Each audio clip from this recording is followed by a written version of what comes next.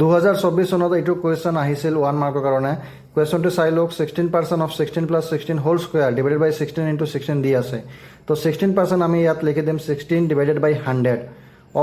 অফৰ ইয়াত ইনটু লিখি দিম তাৰপিছত 16 প্লাছ 16 যিটো আছে এইটো 32 হোল স্কুৱেৰ লিখি দিম ডিভাইডেড বাই 16 ইনটু 16 যেনেকৈ আছে চেম ৰাখি দিম এইটো কাটিং কৰোঁতে সুবিধা হ'ব তাৰপিছত 16 আৰু 16 কেনচেল হৈ যাব তাৰপিছত তলত লিখিম 100 ইনটু 16 আৰু ওপৰতে যেনেকৈ আছে 32 হোল স্কুৱেৰ 32 ইনটু 32 লিখি দিম ঠিক আছে তাৰপিছত 16 32 2 টাইম যাব ওপৰত থাকিব 32 ইনটু 2 উইচ ইজ 64 চ' ডিভাইডেড বাই 100